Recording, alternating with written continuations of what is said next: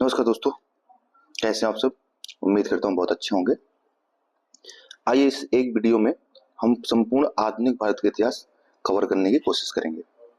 आपको बता दूं कि जो यूपीपीसीएस है या अदर एग्जाम में यही सभी फैक्ट पूछे जाते हैं जो हमें याद नहीं रहते। बाकी चीजें तो याद रहती हैं, पर ये सारे फैक्ट जो हैं ये याद नहीं रहते। इसमें सिर्फ वही चीजें मैंने रखी हैं जो सिर्फ पूछी जाएंगी एग्जाम में, जो बहुत इंपॉर्टेंट है, जहां हमें दिक्कत होती है।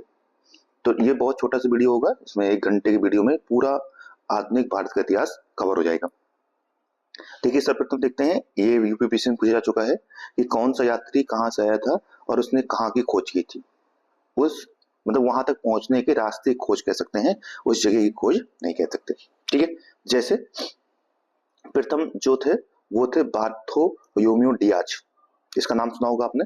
ये पुर्तगाली से आया था और इसने केप ऑफ गुड होप, जिसे देखेंगे ना, ये अफ्रीका है, तो अफ्रीका का जो दक्षिणी बिंदु है इसे कहते हैं केप ऑफ गुड होप। इसी को उत्तमाशा अंतरिक्ष भी कहते हैं। सर्वप्रथम यही यहाँ तक पहुंचा था। ठीक है, तो इस स्थान की खोज या इस जगह तक पहुंचने की जो खोज थी वो किसने की थी? बार्थोलोम्यू डियाज ने। ठीक है, दूसरा व्यक्ति है, इसका नाम जरूर सुना होगा, क्रिस्टोफर कोलंबस।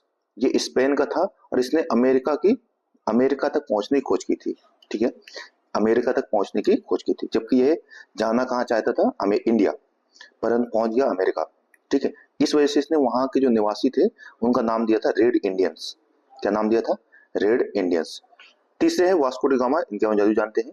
पुर्तगीज थे, ये पुर्तगाली से आए थे और ये भारत आया था।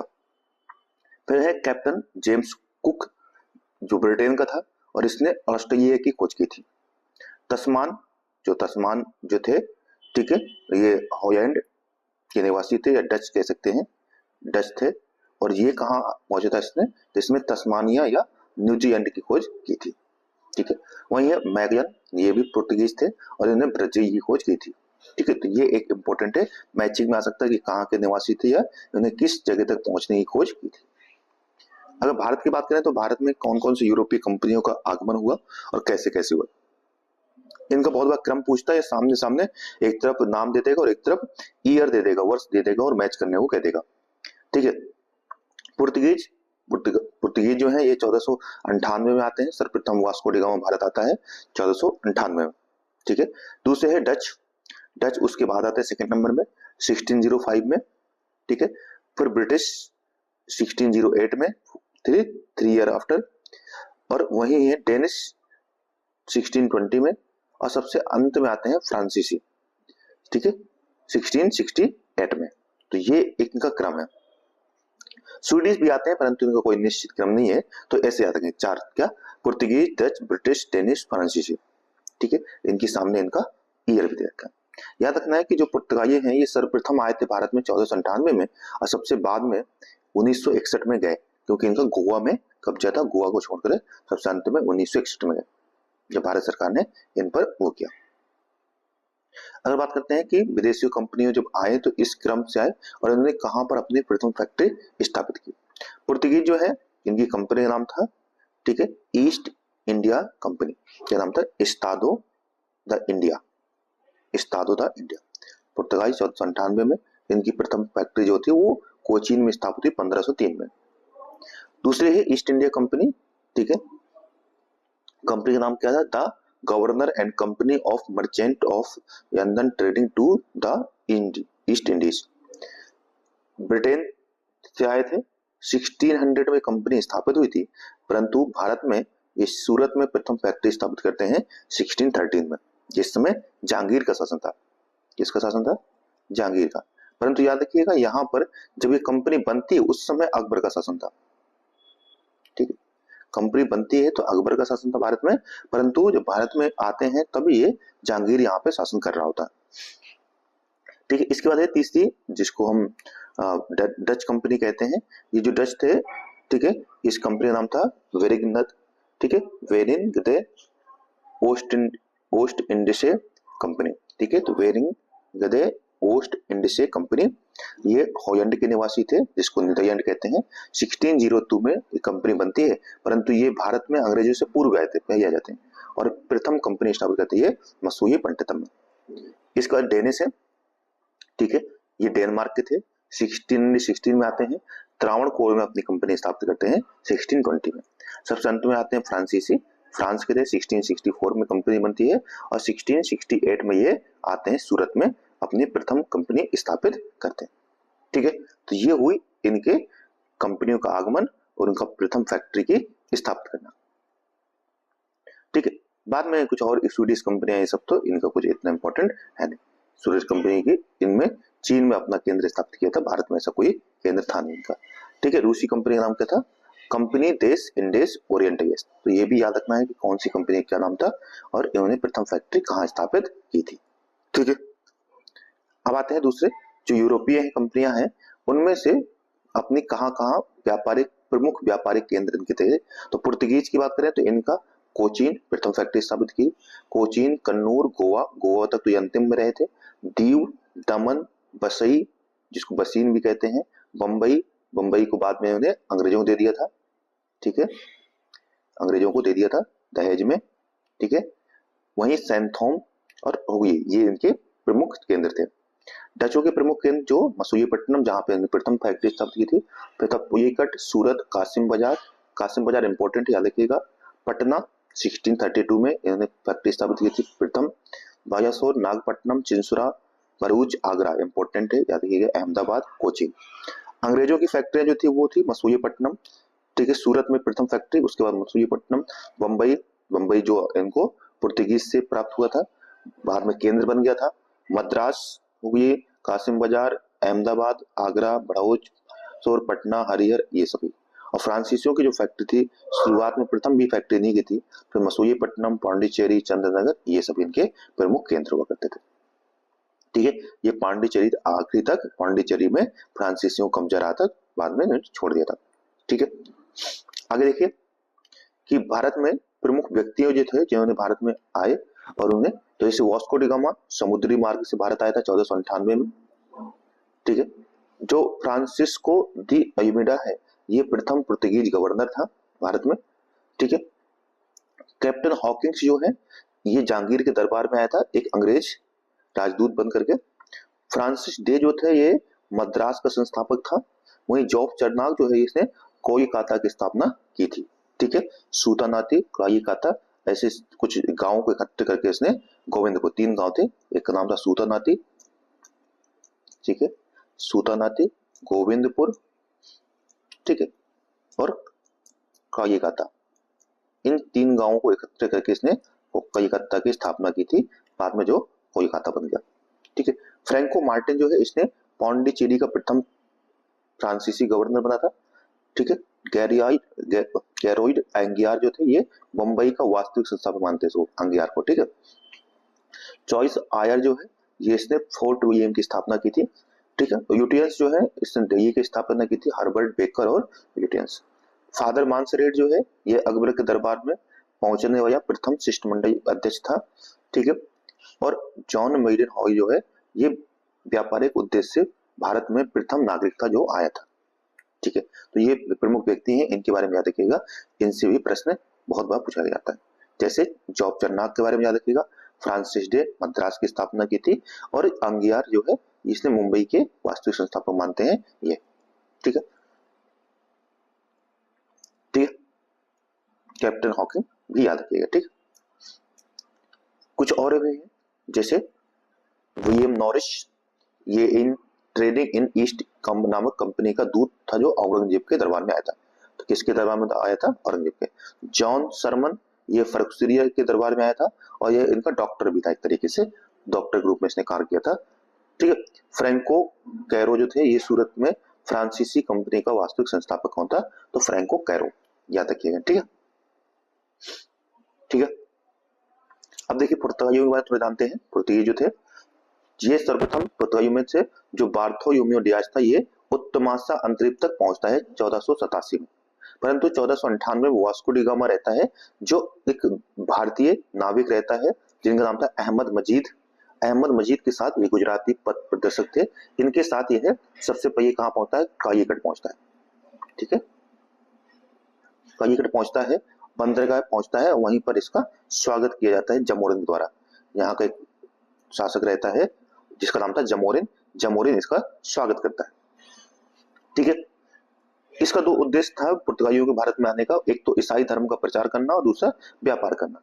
मैंने कहा था यहाँ का शासक जो था जमोरिन था, जमोरिन ने इसका स्वागत किया था। जब वास्को डी गामा भारत से वापस गया तो इसने जो भी यहाँ से सामान खरीदा था उसमें 60 गुना मुनाफा कमाया, 60 टाइम्स मुनाफा कमाया। भारत में दूसरा जो व्यक्ति आया पुर्तगाली वो था पेड्रो अल्वारेज कैब्रल।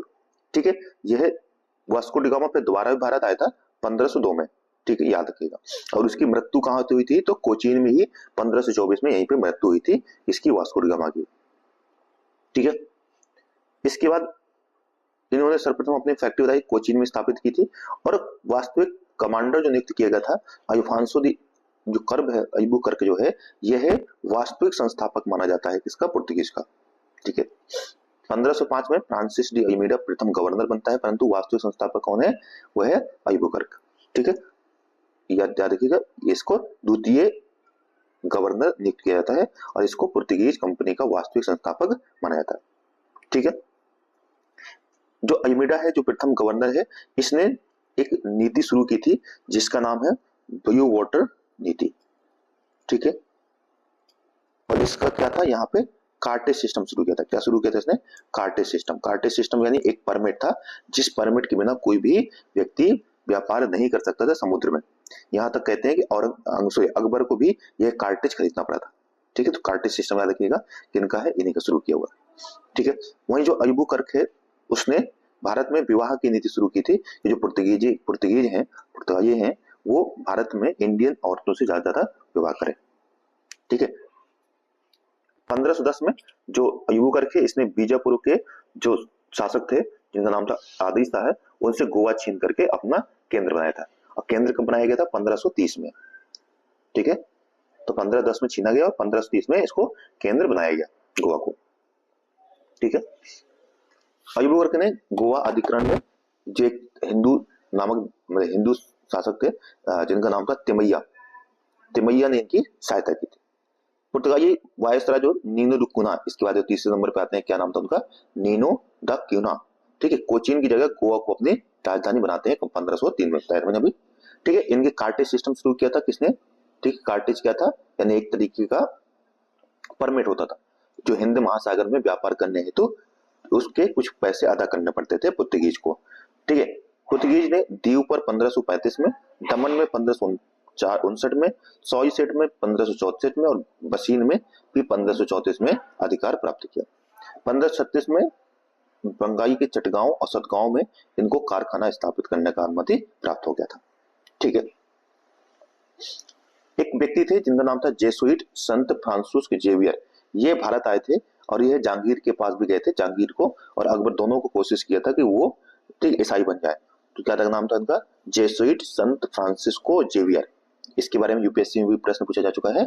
ठीक है, पुर्तगीज जो थे वो स्वयं को महासागर को स्वामी कहते थे क्योंकि इनके पास नाविक जो थी नेवी बहुत ही स्ट्रांग थी। अकबर ने पुर्तगालियों को हुकुये में बसने की अनुमति दी थी। ठीक है, मुगल गवर्नर कासिम खान जो थे उन्होंने पुर्तगीज को यहाँ से भगा दिया था, परंतु ठीक है, तो देखो अकबर ने बसने की अनुमति दी परंतु कासिम खान ने जो यहाँ का गवर्नर था, मुगल गवर्नर, उसने इनको यहाँ से भगा दिया था। 1661 में पुर्तगीज राजकुमारी जो कैथरीन ब्रिगेंजा जो है उनकी शादी होती है अंग्रेजी ब्रिटिश राजकुमार चार्ल्स द्वितीय से, जिसमें उपहार स्वरूप जो है वो मुंबई को इनको दे दिया जाता है और वह मुंबई फिर बाद में वह ब्रिटिश कंपनी को 10 पाउंड पर किराए के आधार पर दे देता है। ठीक है, पुर्तगीज जो थे यहाँ से व्यापार करते थे दालचीनी, चंदन, हल्दी, अदरक, काली मिर्च, इनका व्यापार करते थे, कपास का। ठीक है, और अंतिम तक यह गोवा में, दमन और दीव में बसे रहे थे जिनको 1961 में आजाद करवाया गया। ठीक है, आगे देखते हैं। पुर्तगीज जब भारत में आए तो उन्होंने कुछ चीजें यहाँ पर दी थी जो सबसे इंपॉर्टेंट है, याद रखिएगा। जैसे गोथिक जो निर्माण वास्तु कला है, आर्किटेक्चर है, गोथिक आर्किटेक्चर, प्रिंटिंग प्रेस इन्हीं का दिया हुआ है जो गोवा में प्रथम प्रिंटिंग प्रेस की स्थापना की थी। जहाज निर्माण की कुछ पद्धतियां, तंबाकू जैसी तंबाकू, अदरक, काजू, मक्का, आयु, अनानास, नौसेना, ये सभी के सभी भारत में देने का काम किसका है, नौसेना के बारे में नहीं कह सकते क्योंकि नौसेना तो भारत में पूर्व में भी थी, परंतु ये रखिएगा कि ये कुछ तंबाकू अमरूद, काजू, मक्का और अनानास, ये सब यूपीएससी में पूछा जा चुका हो और पीसीएस में बार बार पूछता है। डचों की बात करें तो डच कहाँ के थे, हॉलैंड के निवासी थे। भारत में व्यापार करने हेतु सर्वप्रथम संयुक्त पूंजी कंपनी थे, अर्थात एक तरीके से संयुक्त पूंजी कॉर्पोरेट, ठीक है, जो कैपिटल थी उसके आधार पर उन्होंने कंपनी की स्थापित की थी। डच यात्री जो जिसका नाम था कारेनियन हाउटमेंट 1596 में यह सुमात्रा पहुंचता है, भारत के जो पूर्व में स्थान है, और फिर इनकी कंपनी ज्यादातर वहीं रह जाती। इनकी कंपनियां देखें डचों की, सॉरी डचों को देखो कि इन्होंने प्रथम फैक्ट्री मसूलीपट्टनम में 1505 में, दूसरी पुलिकट में 1510 में, सूरत में, फिर ब्रह्मपट्टनम और कारिकल, चुनसुरा, कासिम बाजार और कोची, ये इनकी इंपोर्टेंट फैक्ट्रियां, ठीक है। पटना भी इनकी एक फैक्ट्री है, पटना भी याद रखिएगा 1632 में यहाँ पे, ठीक है। तो ये कुछ इंपॉर्टेंट इनके बारे में है, बहुत ज्यादा इंपॉर्टेंट तो खैर क्या है, ठीक है। ये यहाँ से ज्यादा क्या करते थे, सोरा का व्यापार करते थे।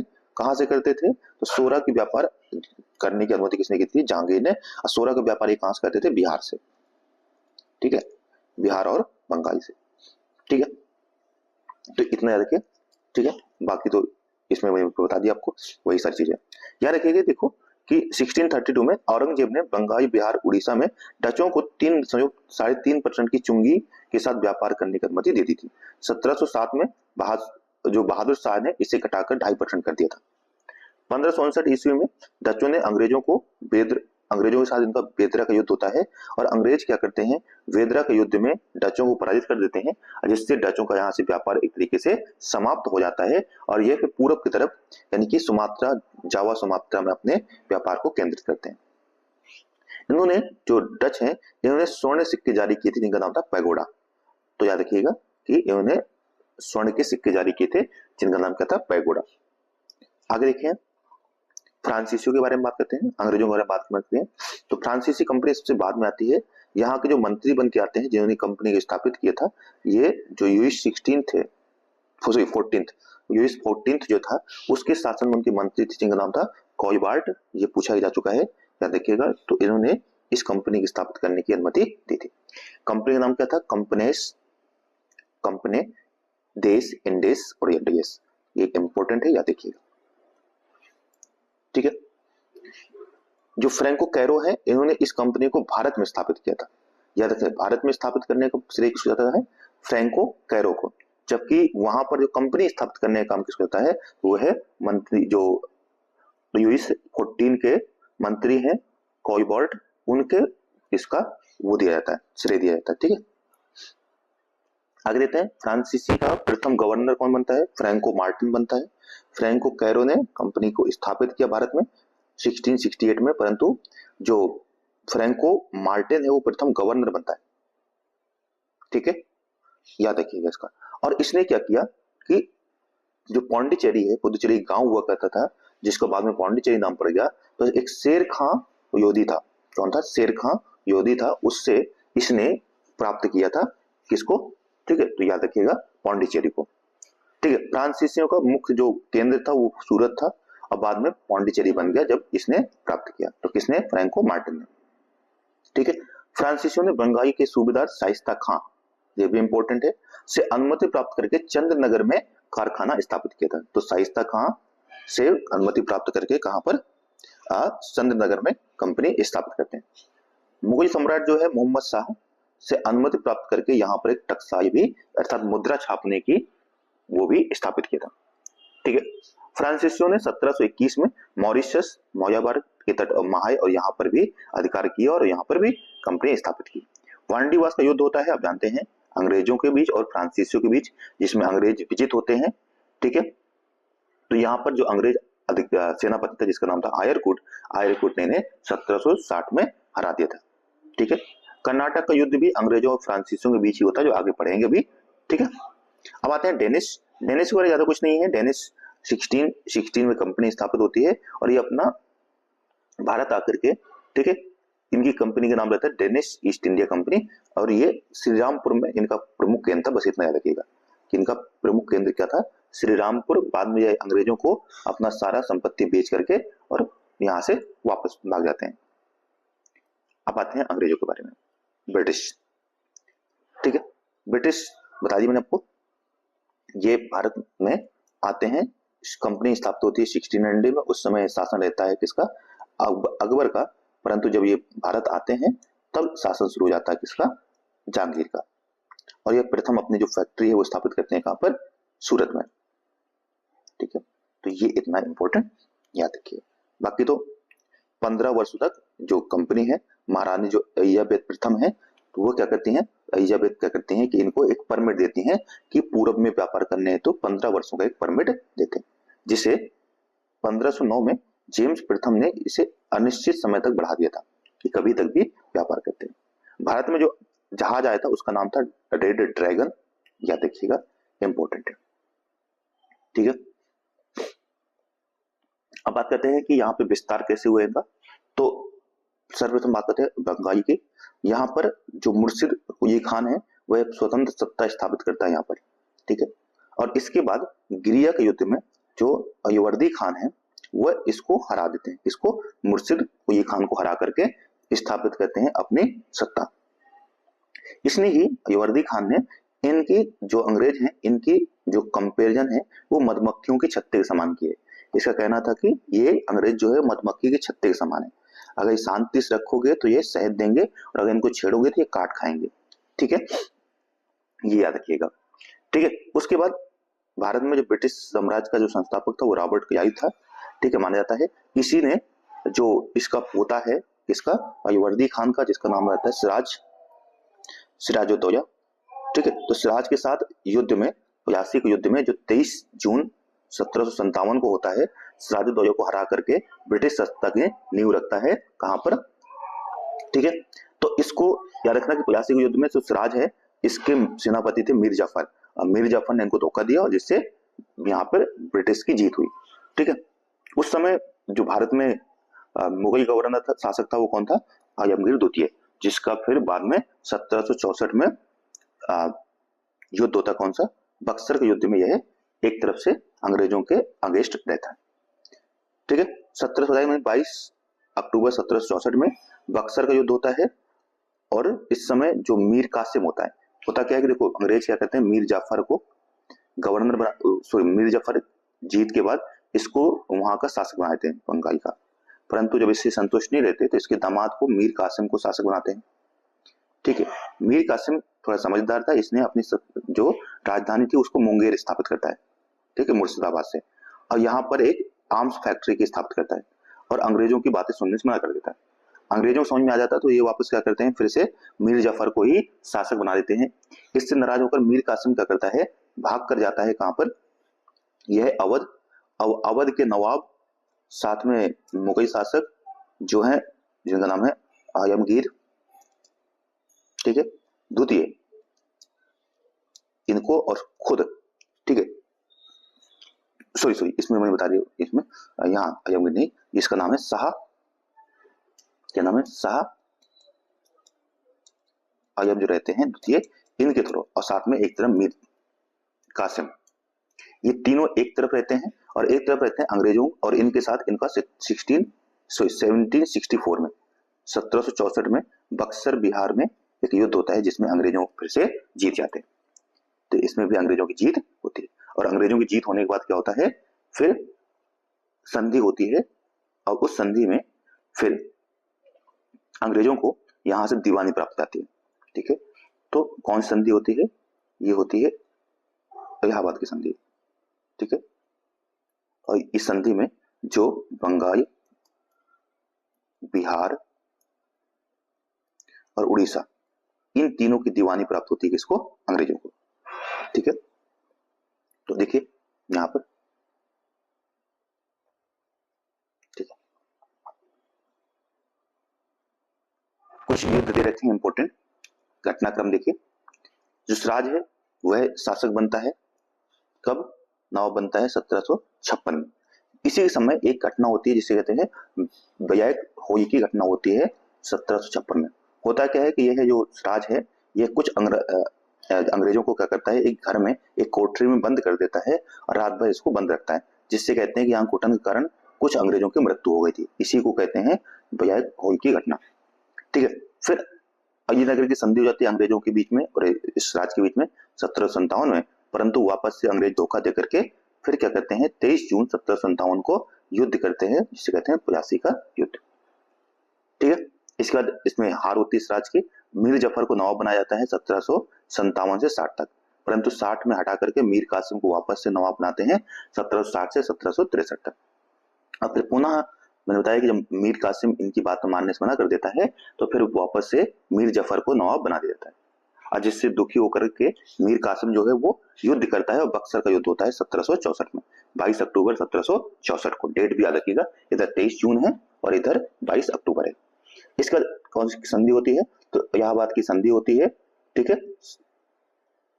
उसके बाद इस संधि को, ठीक है, इलाहाबाद की दूसरी संधि भी होती है किसके साथ, जो अवध के नवाब शुजाउद्दौला हैं और इधर रॉबर्ट क्लाइव के साथ। इधर किसके साथ होती है, तो मुगल शासक जो है उनके साथ और अंग्रेजों के साथ। ठीक है, संधि होती है 1765 में, 2 संधि होती है। ठीक है, और इसमें जो इस संधि में क्या होता है कि जो इलाहाबाद की संधि जो प्रथम होती है, इसमें जो अंग्रेजों को बंगाल, बिहार और उड़ीसा की दीवानी प्राप्त हो जाती है, बता देता आपको।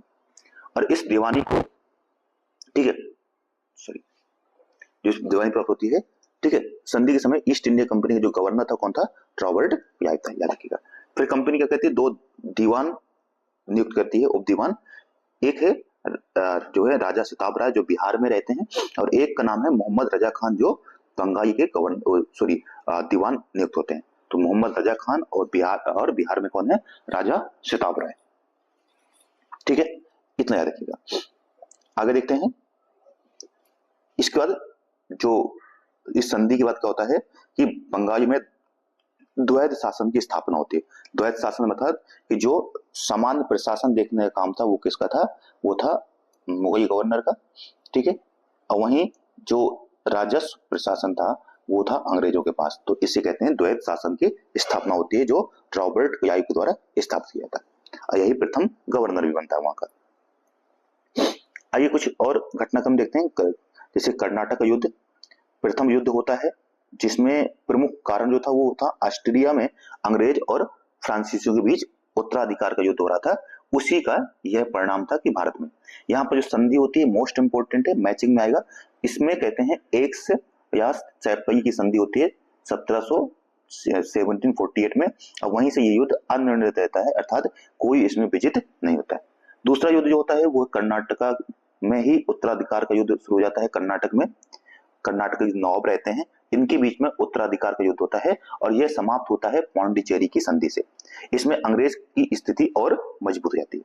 तीसरा युद्ध होता है जिसके जो वहीं मतलब सप्तवर्षीय युद्ध शुरू हो जाता है, कहां पर, स्पेन में, सॉरी फ्रांस में। और फ्रांस के जो सप्तवर्षीय युद्ध है उस युद्ध का परिणाम रहता है कि भारत में भी यह युद्ध होता है। परंतु जब पेरिस में संधि हो जाती है अंग्रेजों और फ्रांसीसियों के बीच में, तो भारत में भी युद्ध समाप्त हो जाता है और इसमें फ्रांस की पराजय होती है, यानी फ्रांस इसमें हार जाता है। ठीक है, अब आते हैं मैसूर के बारे में। अब जानते हैं मैसूर में हैदर ये जो है इनका शासन रहता है और इनका बाद में बेटा बनता है जिसका नाम था टीपू। ठीक है, तो प्रथम युद्ध जो होता है वो हैदर ये के साथ ही होता है। ठीक है, और जो वेरिस्ट रहते हैं वो अंग्रेजों की तरफ से गवर्नर रहता है बंगाई का, और मद्रास की संधि जो होती है 1769 में, इससे यह युद्ध समाप्त होता है। द्वितीय युद्ध जो होता है मैसूर, ठीक है, इसमें भी हैदर के साथ वारेन हेस्टिंग इस बार गवर्नर होते हैं, और मंगलौर की संधि के द्वारा युद्ध समाप्त होता है, और इसी के बाद इसकी मृत्यु हो जाती है हैदर की। तीसरा युद्ध जो रहता है वो टीपू के द्वारा होता है। इस समय जो गवर्नर रहते हैं वो लॉर्ड कॉर्नवालिस रहते हैं, और श्रीरंगपट्टनम की संधि से यह युद्ध समाप्त होता है। चौथा युद्ध जो होता है वो भी, ठीक है, टीपू सुल्तान एक तरफ और लॉर्ड बयेजरी, और इस समय जो टीपू की मृत्यु हो जाती है और वापस से जो अड्यार वंश का शासक था जिसका नाम था कृष्णराज, इसको वापस से वहां का मैसूर का शासक बनाया जाता है। तो पूछा जाता है कि कौन शासक बना था, तो अड्यार वंश का शासक जो कृष्णराज था उसको वापस से वहां का शासक बनाते हैं, और चौथे युद्ध में टीपू की मृत्यु हो जाती है। ठीक है, तो शासक कौन थे, इंपॉर्टेंट है, मोस्ट इंपॉर्टेंट याद रखिएगा। ये टीपू को ही शेरे मैसूर कहा जाता है। ठीक है, टीपू के जो राष्ट्रीय झंडे था उसमें शेर की तस्वीर हुआ करती थी। ठीक है, इसका आता है मराठा युद्ध। ठीक है, तो आप जानते हैं प्रथम मराठा युद्ध जो होता है 1775 से 82 तक, ये जो समाप्त होता है वो होता है शाही बाई की संधि समाप्त होता है, इंपॉर्टेंट है, याद रखिएगा। ठीक है, इसके अंग्रेजों को सॉइसेट ये फंटा द्वीप प्राप्त हो जाते हैं और माधवराव नारायण राव जो पेशवा थे को बनाया जाता है। ठीक है, माधवराव नारायण जो है उनको पेशवा बना दिया जाता है और जो राघोबा को पेंशन दे करके इनको निष्कासित कर दिया जाता है। दूसरा युद्ध होता है मराठों के साथ 1803 से 1805 के बीच में। यह बसीन की संधि होती है 1802 में बाजीराव द्वितीय एवं अंग्रेजों के मध्य। अब फिर दूसरी संधि होती है देवगांव की संधि होती है अंग्रेजों एवं भोसलियों के मध्य। ठीक है, और तीसरी जो होती है सुरजी अर्जन गांव की संधि होती है अंग्रेजों एवं सिंधियाओं के संधि। ठीक है, चौथी राजघाट की संधि होती है अंग्रेजों के साथ और ठीक है सॉरी ठीक है, जो लॉर्ड बुएजी के जाने के बाद जो दूसरे आते हैं जॉर्ज बॉयो और होइकर के साथ संधि होती है। तो ये इंपॉर्टेंट संधियों का क्रम पूछा जाता है, ये भी याद रखिएगा। बसीन, ठीक है, उससे पहले होती है शाही संधि होती है, ये याद रखिएगा। उसके बाद बसीन की होती है, फिर देवगांव की होती है, ठीक है, फिर सुरजी अर्जन गांव की होती है, फिर होती है राजघाट, ठीक है, और किसके द्वारा साथ होती है ये भी याद रखिएगा। यहाँ पे होती है बाजीराव द्वितीय के साथ, यहाँ पर भोसले के साथ, यहाँ पर सिंधियाओं के साथ और यहाँ पर होती है होइकर के साथ। तो ये इंपॉर्टेंट है, इतना याद रखिएगा। वहीं जो तीसरा मराठा युद्ध होता है 1817 में से 1818 तक, यहाँ पर होती है ग्वालियर की संधि होती है सिंधिया और अंग्रेजों के मध्य। फिर पूना की संधि होती है बाजीराव द्वितीय और अंग्रेजों के मध्य, और अंतिम में मंदसौर की संधि होती है होइकर और अंग्रेजों के बीच में। समस्त मराठा जो साम्राज्य क्षेत्र होता है वह ब्रिटिश सत्ता के अधीन आ जाता है और जो पेशवा होते हैं उस पद को समाप्त कर देते हैं और बाजीराव द्वितीय को पेंशन देकर कानपुर के बिठूर में भेज दिया जाता है।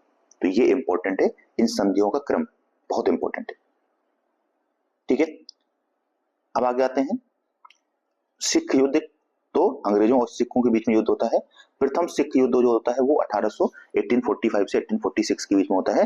ठीक है, इस समय जो दलीप सिंह है, ठीक है, वह वजीर रहते हैं, ठीक है, सेनापति बनते हैं। इस समय जो गवर्नर रहता है वो है लॉर्ड हार्डिंग, और लाहौर की संधि होती है और अंग्रेजों ने दलीप सिंह को महाराजा की पदवी देकर के और एक रेजिडेंट को नियुक्त किया जाता है, कहां पर, लाहौर में। दूसरा युद्ध जो होता है वो 1848-49 में दलीप सिंह के साथ ही होता है। इस समय जो गवर्नर रहते हैं वो लॉर्ड डलहौजी आ जाते हैं। अमृतसर की संधि होती है और पंजाब का जो ब्रिटिश राज्य रहता है वह पूरी तरीके से ब्रिटिश में अब आ जाता है। पंजाब जो होता है वो ब्रिटिश में आकर आ जाता है और जो दलीप सिंह रहते हैं इनको कोहिनूर हीरा देकर के कहाँ भेज दिया जाता है, ब्रिटेन में भेज दिया जाता है, यहाँ से निष्कासित कर दिया जाता है। ठीक है, अब आते हैं आधुनिक भारत के प्रमुख युद्धों को एक नजर देखते हैं। तो देखो, एक होता है खेड़ा का युद्ध 1707 में मराठा छत्रपति साहू, एक तरफ साहू जी रहते हैं और एक तरफ ताराबाई रहती है, और इसमें जीत किसकी होती है, साहू जी की। तो याद रखिएगा खेड़ा का युद्ध, खेड़ा का युद्ध 1707, एक तरफ है साहू जी और एक तरफ है ताराबाई। दूसरा है सकूर खेड़ा का युद्ध, याद रखिएगा खेड़ा और सकूर खेड़ा 1724 में होता है। एक तरफ निजाम मुई के रहता है और एक तरफ मुबारिज खां रहते हैं, निजाम की जीत होती है। भोपाल का युद्ध 1737 में बाजीराव प्रथम और मुगल के बीच में बाजीराव विजित होते हैं, जीतते हैं।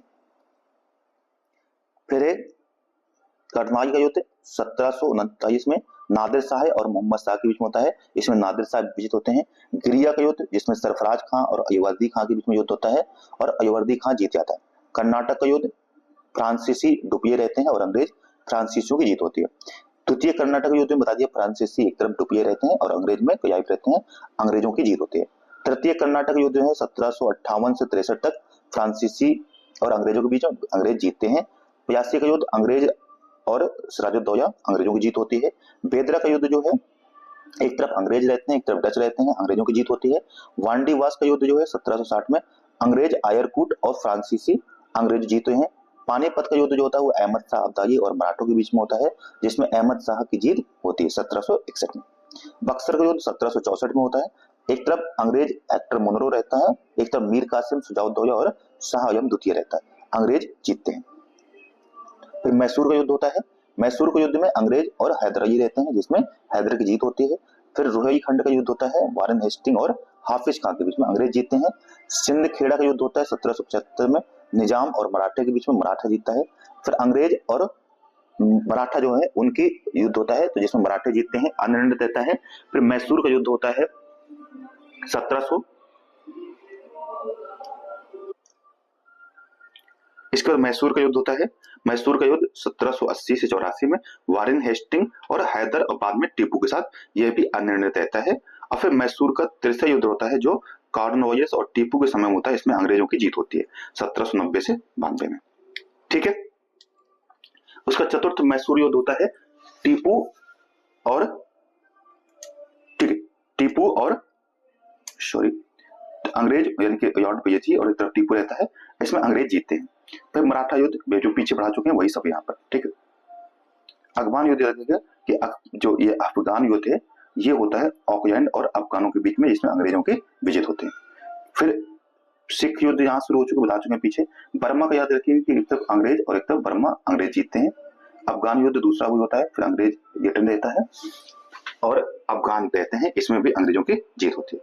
फिर बर्मा का तीसरा युद्ध होता है, सॉरी दूसरा, हाँ तृतीय युद्ध डफरेन के समय में होता है, अंग्रेज जीतते हैं और अफगानों का तृतीय युद्ध होता है 1919 में, जिसमें जेम्स फोर्ड और अफगान रहते हैं, अंग्रेज जीतते हैं। तो ये कुछ युद्ध है इंपॉर्टेंट, इनका समय पीरियड याद रखिएगा। ठीक है, अब आगे देखिए, इसका बात करते हैं कि कौन कौन से गवर्नर हैं जो यहाँ पर है। प्रथम गवर्नर बनता है बंगाल का वारेन हेस्टिंग। ठीक है,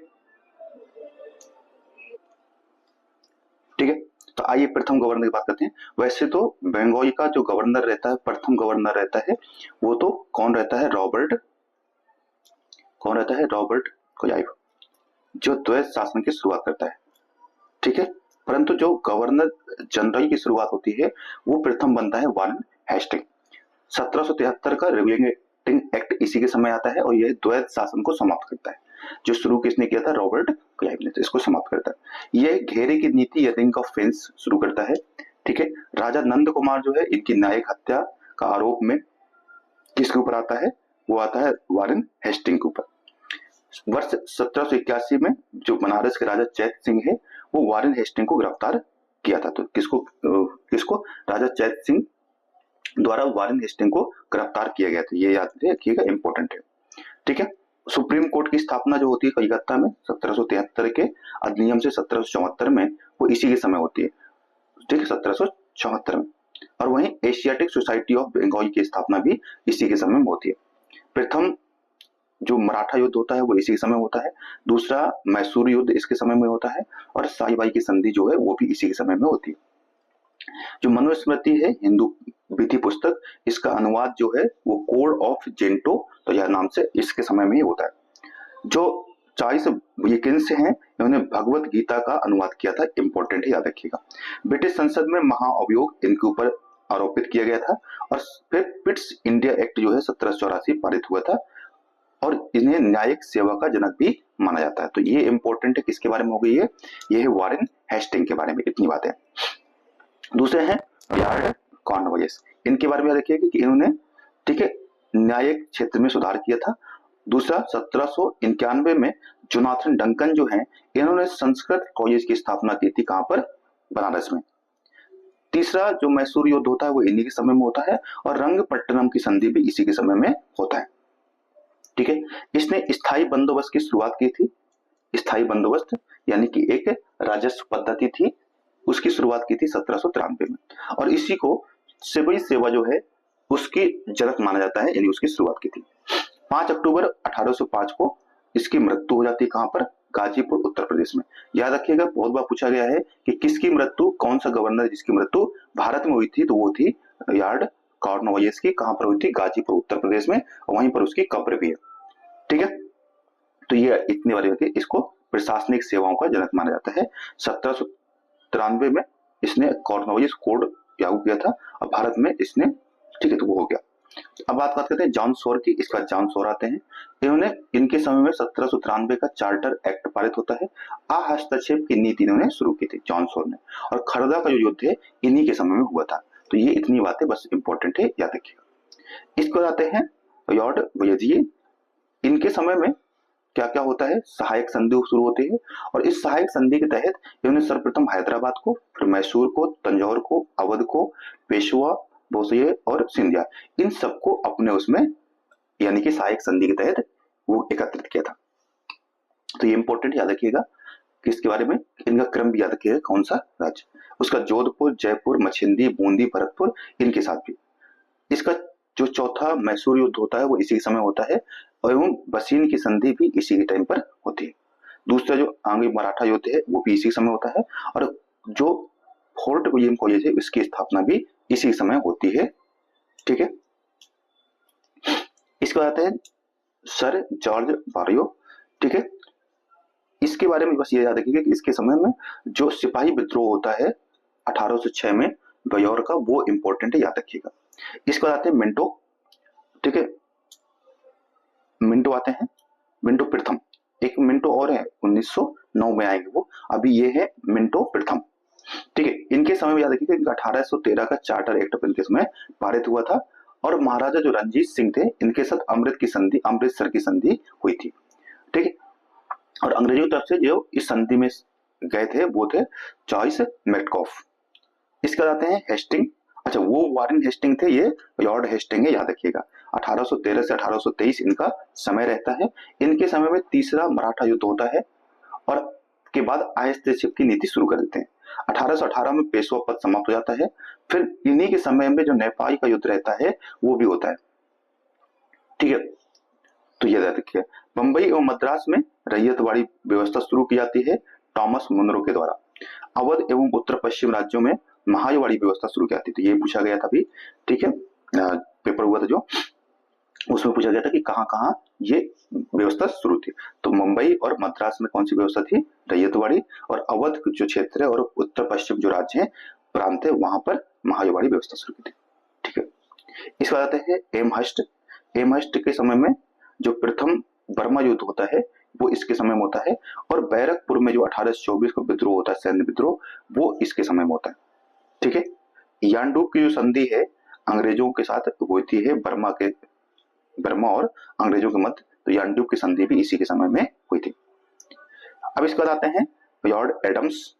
ठीक है, तो इनको ज्यादा कुछ समय है नहीं, बस इतना याद रखिए कि इसके समय में प्रेस पर प्रतिबंध लगाया गया था। ठीक है, तो ये 1823 में।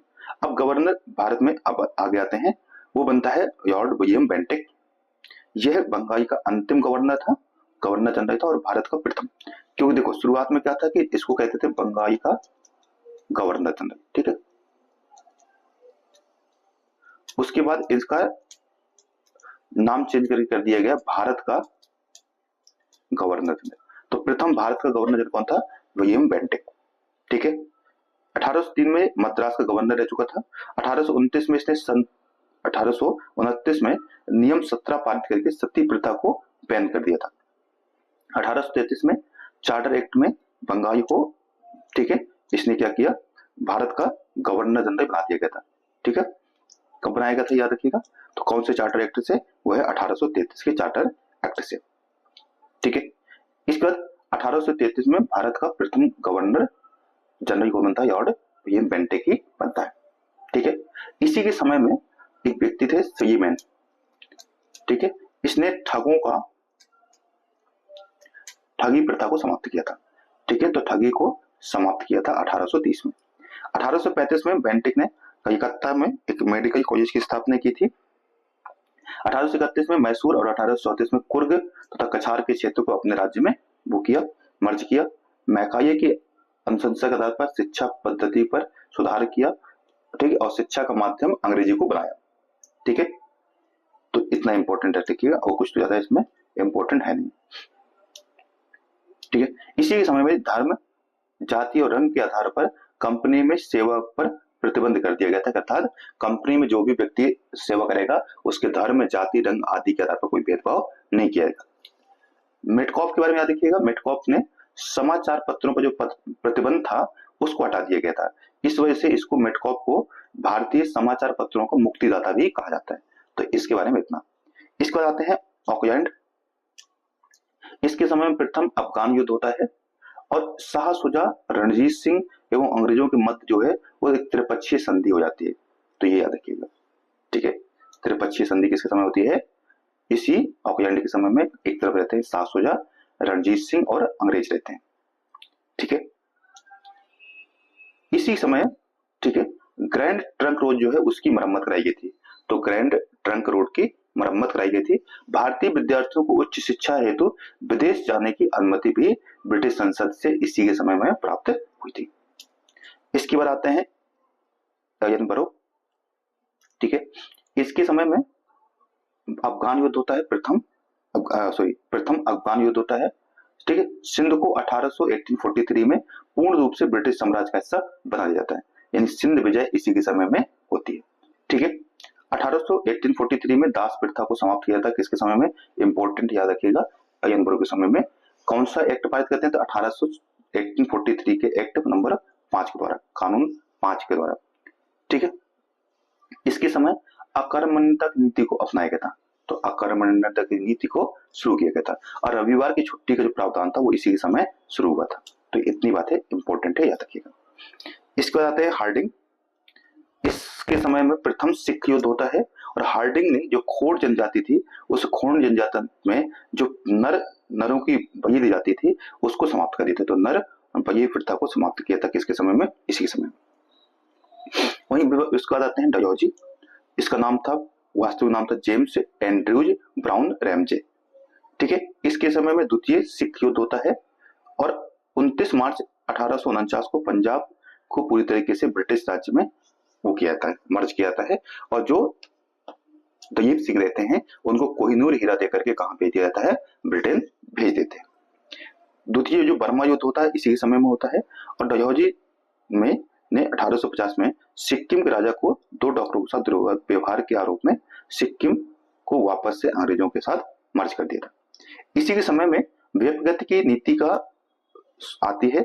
व्यपगति की नीति क्या था कि अर्थात किसी अगर राजा के पास अपना खुद का स्वयं का उत्तराधिकारी नहीं है तो वह राज्य जो होगा वो ब्रिटिश राज्य का हिस्सा बन जाएगा। और इस तरह सतारा, जैतपुर, उसके बाद संबलपुर, बघाट, उदयपुर, झांसी, नागपुर, अवध, इन सबको क्या किया गया था, ब्रिटिश राज्य का हिस्सा बना दिया गया था। अवध को याद रखिएगा कि अवध में उत्तराधिकार को नहीं, कुशासन को आरोपित किया गया था कि जो राजा है वो सही से शासन नहीं कर पा रहा है, अर्थात इसको ब्रिटिश राज्य का हिस्सा बनाना चाहिए। तो ये इनका क्रम याद रखिएगा, बहुत इंपॉर्टेंट है।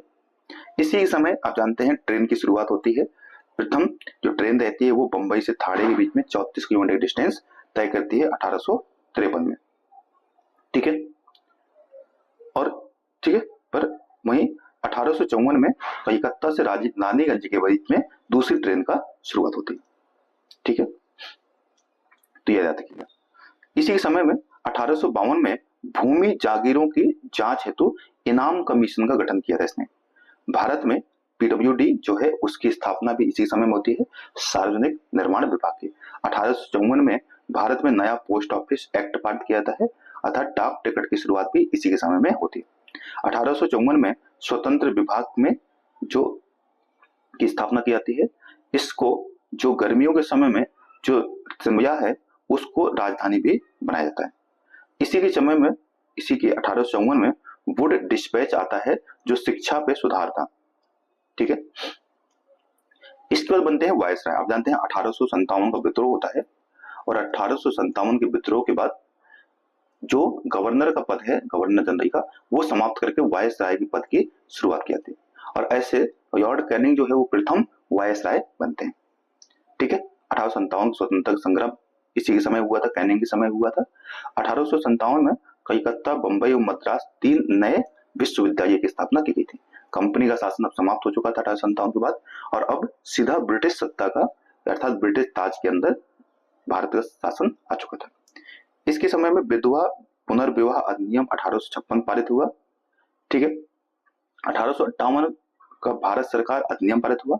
1 नवंबर 1858 में रानी विक्टोरिया ने घोषणा पत्र के द्वारा कैनिंग को, यानी कि जो घोषणा पत्र था कैनिंग द्वारा पढ़ा गया था, कहां पर, जो इलाहाबाद का मिंटो पार्क है वहां पर विक्टोरिया के घोषणा पत्र को पढ़ा गया था। कंपनी शासन की समाप्ति एवं ब्रिटिश ताज का प्रत्यक्ष नियंत्रण था, हो गया था, ठीक है। इसके 1861 में भारत परिषद अधिनियम पारित किया गया। इस समय मुगल सम्राट के पद को समाप्त कर दिया गया, ठीक है। और बाकी जो व्यपगत की नीति थी उसका त्याग कर दिया गया, और बाकी सेना में रेजिमेंट पद की शुरुआत की गई। तो इतनी बातें इसके बारे में याद रखिएगा। इसके बाद आते हैं, ठीक है, लॉर्ड एगन प्रथम। इसी समय वो हॉबी आंदोलन शुरू हुआ था, ठीक है। और बाकी तो इतना ज्यादा इंपॉर्टेंट नहीं है। इसकी मृत्यु भी भारत में होती है, कहाँ पे, धर्मशाला उत्तर प्रदेश में। यॉरेंस जो है, इनके बारे में याद रखिए कि इन्होंने भूटान पर आक्रमण किया था और भूटान को भारत का हिस्सा बनाया था, अंग्रेजी भारत का। हस्तक्षेप की नीति जो अपनाई गई थी और अकम्बनता की नीति जो थी वो भी अफगानिस्तान के प्रति इसने अपनाई थी। 1865 में भारत और यूरोप के बीच समुद्री टेलीग्राफ की शुरुआत होती है। भूमि रक्षा कानून पारित किया जाता है इसी समय। और 1866 में उड़ीसा, 1868-69 में बुंदेलखंड, राजपुताना में भीषण इस समय अकाई पड़े थे, जिससे हेनरी कैंपबेल के नेतृत्व में एक समिति की गठित किया गया था, ठीक है। इसी समय बड़ी मात्रा में नहरों का निर्माण भी होता है। इसको कहते हैं यार्ड मेयो, ठीक है। 1869 से 72 के बीच में काठियावाड़ में इनके पास एक चीज याद रखिएगा, काठियावाड़ में इन्होंने क्या किया था, राजकोट में इन्होंने एक, ठीक है, कॉलेज की स्थापना की थी, जिसका काम क्या था, जो राजकुमार थे उनको प्रशिक्षण देना, ठीक है, प्रशासन का प्रशिक्षण देना। इसी के समय में 1871 में पुरातत्व सर्वेक्षण विभाग की स्थापना की गई थी। कलकत्ता और मद्रास में हाई कोर्ट की स्थापना होती है। 1872 में कृषि विभाग की स्थापना होती है। भारत में प्रथम जनगणना इंपॉर्टेंट है 1872 में, इसी के समय मेयो के समय होती है, बहुत बार पूछा गया था, ठीक है। इसके बाद देखते हैं नॉर्थ ब्रुक है, नॉर्थ ब्रुक जो है, तो 1872 में पंजाब में कू का जो विद्रोह होता है वो इसी समय होता है।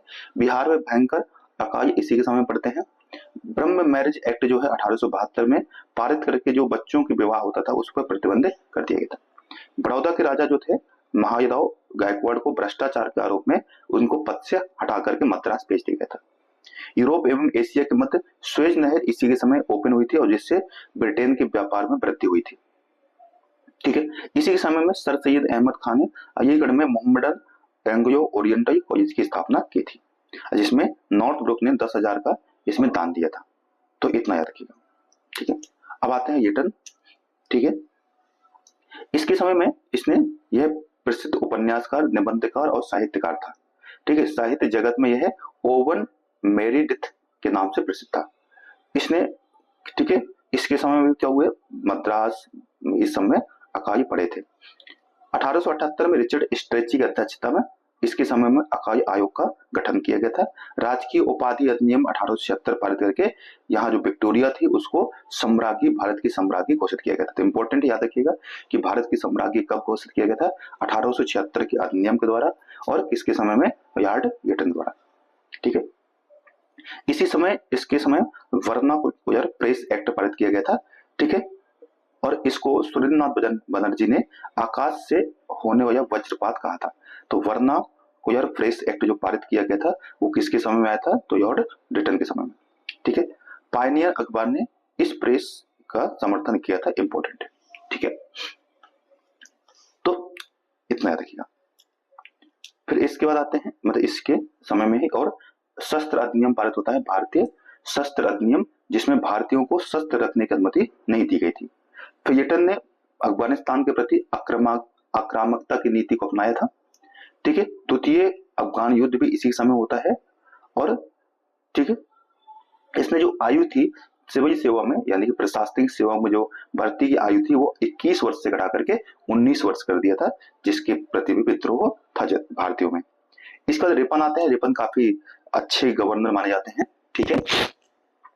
इसने जो ईटन के समय में जो जितने भी उल्टी सीधे काम हुए उसमें सुधार करने का काम किसने किया, रिपन ने किया। जो फ्लोरेंस नाइटिंगेल ने रिपन को भारत का उद्धारक कहा था। इसके समय में नियमित जनगणना होती है 1881 में। देखो, मेयो के समय में 1872 में शुरुआत हुई थी, परंतु नियमित रूप से जनगणना जो शुरू हुई वो 10 वर्षों में वो शुरू हुई रिपन के समय। इसे स्थानीय स्वशासन का जनक कहा जाता है, क्योंकि इसने स्थानीय स्वशासन संबंधी प्रस्ताव पारित किया था 1882 में, ठीक है। हंटर की अध्यक्षता में इसने 1882 में शिक्षा आयोग का गठन किया था और प्राथमिक शिक्षा संबंधित यह आयोग था।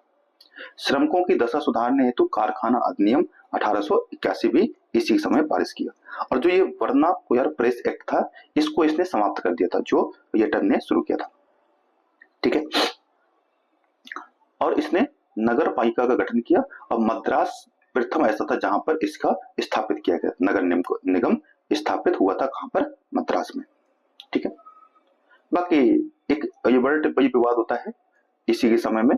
होता क्या है कि इसमें ये कानून पास करता है कि अब से अंग्रेजों का मुकदमा भी भारतीय सुन सकते हैं, परंतु अंग्रेजों ने इसका खूब विद्रोह किया और इस वजह से इसको वापस करना पड़ा। ठीक है, तो यह इसके कारण क्या किया था? रिपन ने त्याग पत्र दे दिया था। द्वितीय आंग्ल अफगान युद्ध इसी के समय में होता है जो समाप्त हो जाता है, और 1883 में स्ट्रेची आयोग जो आया था उसने इसमें अपनी रिपोर्ट को सबमिट किया था। ठीक है, अब आते हैं डफरिन। डफरिन के समय याद रखेंगे कि जो तृतीय बर्मा युद्ध होता है वो इसी के समय होता है। अब बर्मा को अंतिम रूप से अंग्रेजों का हिस्सा बना दिया जाता है, अंग्रेजी साम्राज्य का। डफरिन के समय में A.O. ह्यूम ने 1885 में कांग्रेस की स्थापना की थी। भारतीय राष्ट्रीय कांग्रेस की स्थापना किसके समय होती है? डफरिन के समय में। कौन करता है? A.O. ह्यूम 1885 में। इसी समय में बंगाली टेनेंसी एक्ट पारित किया गया था 1885 में, और 1887 में पंजाब टेनेंसी एक्ट पारित किया था। 1887 में ही डफरिन के समय में ही जो इलाहाबाद विश्वविद्यालय है उसकी स्थापना होती है 1887 में। इंपॉर्टेंट है, याद रखिएगा। इसके बाद आते हैं यान्सडाउन। ठीक है, यह कश्मीर के जो महाराजा प्रताप सिंह को ब्रिटिश रेजिडेंट के परिषद के पक्ष में राजगद्दी को परित्याग करने के लिए बाध्य किया गया था, तो ये याद रखिएगा। वहीं 1879 में प्रिंस ऑफ वेल्स की भारत यात्रा होती है दूसरी बार। 1851 में दूसरा कारखाना अधिनियम पारित होता है। 1851 में एज ऑफ कंसेंट एक्ट पारित किया था, और 1851 में ही मणिपुर के जो महाराजा व सेनापति को देश से निर्वासित कर दिया जाता है। 1892 में भारतीय परिषद अधिनियम पारित होता है। 1893 ईस्वी में भारत एवं अफगान के मध्य सीमा रेखा जो है डुरंत रेखा का निर्धारण किया जाता है। ये इंपॉर्टेंट है, ये याद रखिएगा, बाकी सब तो उतना इंपॉर्टेंट नहीं। इसके बाद आता है अय्यगन द्वितीय। ठीक है, इन्होंने घोषणा की कि भारत को तलवार के दम पर विजित किया गया था और इसी के दम पर इसको रक्षा की जाएगी। ये किसने कहा था? तो अय्यगन द्वितीय ने। ठीक है, इसने 1895 से 98 के मध्य उत्तर प्रदेश, बिहार और पंजाब के मध्य इसके समय में क्या होते भयंकर अकाई पड़े थे। 1857 में जेम्स जो योई थे इनकी अध्यक्षता में एक आयोग का गठन किया गया था। 1897 में ही स्वामी विवेकानंद ने वयूर में कृष्ण मठ की स्थापना इसी के समय में की थी। भारत में क्रांतिकारी गतिविधियों की शुरुआत भी इसी के समय होती है। जैसे कि पूना में जो चापेकर बंधु रहते हैं, जो दो भाई थे, दामोदर हरि चापेकर और वासुदेव चापेकर, इन्होंने ब्रिटिश कमिश्नर जो थे W.C. रैंड उसकी हत्या कर दी थी। यह प्रथम राजनीतिक हत्या मानी जाती है। इसके बाद कर्जन आते हैं। 1899 से 1900 में इनके समय में भी अकाई पड़ता है। सर एंटनी मैकडोनाल्ड की अध्यक्षता में एक आयोग का गठन करते हैं। 1899 में भारतीय में टंकण मुद्रा यानी मुद्रा छापने का कारखाना स्थापित करते हैं और पौंड यहाँ की भारत की मुद्रा घोषित कर दी जाती है। 1899 में कलकत्ता कॉर्पोरेशन की स्थापना होती है। 1901 में कृषि इंस्पेक्टर के पद की नियुक्ति की जाती है। ठीक है, कर्जन के समय में कुछ आयोग गठित किए गए थे। जैसे 19 में अकाई आयोग सर एंटोनी मैकडोनाल्ड की अध्यक्षता में। ठीक है, दूसरा है 1901 में सिंचाई आयोग। ठीक है, इसका नाम था स्कॉट मॉनक्रीफ की अध्यक्षता में। 1901 में ही रेलवे आयोग टॉमस रॉबर्टसन के, 1902 में पुलिस आयोग एंड्रयूज फ्रेजर के अध्यक्षता में, और 1903 में विश्वविद्यालय आयोग टॉमस राये की अध्यक्षता में होता है। 1901 में ही सेनाध्यक्ष जो किचनर है के सहयोग से इंपीरियल कैडेट कॉर्प की स्थापना होती है। ठीक है, और 1930 में पुलिस विभाग में COD की स्थापना की जाती है। 1904 में प्राचीन स्मारक संरक्षण अधिनियम पारित होता है। 1904 में ही सहकारी उधार समिति अधिनियम पारित होता है। 1905 में पूसा बिहार में अनुसंधान संस्थान की स्थापना की जाती है। ठीक है, कर्जन के समय में ही 1955 में कलकत्ता में विक्टोरिया मेमोरियल हॉल की स्थापना होती है। कर्जन के समय 1905 में रेलवे बोर्ड की स्थापना की जाती है और इसी समय विश्वविद्यालय अधिनियम पारित किया जाता है। 1904 में ही तिब्बत में यंग हस्बैंड नाम से एक आयोग भेजा जाता है, मिशन भेजता है। सैन्य अधिकारियों के प्रशिक्षण हेतु क्वेटा में फौज की स्थापना होती है। उद्योग एवं वाणिज्य विभाग की स्थापना होती है। ठीक, 1905 को ईस्वी में ही करजन ने सिमरिया में बंगाल विभाजन की घोषणा की थी। कब की थी, ये डेट याद रखिएगा, 1905 और सितंबर 1905 में यह में ब्रिटिश सम्राट इसकी स्वीकृति दे देते। ठीक है, तो याद रखिएगा, अभी आरओ में ये पूछा गया था। 16 अक्टूबर 1905 में बंगाल का विभाजन की घोषणा कर दी जाती है। ठीक है, किचनर करजन विवाद भी इसी के समय में होता है, इस वजह से इसने इस्तीफा दे दिया था 1905 में। करजन ने 1903 में कहा था वायसराय पद से निवृत्त होने पर कलकत्ता नगर निगम की स्थापना का महापौर होना पसंद करेगा। ठीक है, ये किसने कहा था, करजन ने, कि मैं महापौर होना पसंद करूंगा, वायसराय होने से अच्छा है। फिर मिंटो बनते हैं, मिंटो द्वितीय, मिंटो प्रथम आप पीछे देख चुके हैं। इसी के समय स्वदेशी आंदोलन की शुरुआत होती है। आगा खान ने, ठीक है, 1906 में ढाका में मुस्लिम लीग की स्थापना करते हैं। 1907 में रूसी युद्ध रूसी प्रतिनिधि मंडल की बैठक होती है। 1907 में ही सूरत अधिवेशन होता है जिसमें कांग्रेस का विभाजन हो जाता है 2 टुकड़ों में, और मारिये मिंटो सुधार के तहत, ठीक है, इसमें प्रथम जो मताधिकार है, अर्थात मुस्लिम्स को पृथक मताधिकार की, ठीक है, अनुमति दी जाती है। ठीक है, इसी के समय में उसका भाई गंगाधर तिलक जो है इनको राजद्रोह के आरोप में 6 वर्ष का कारावास देते हैं।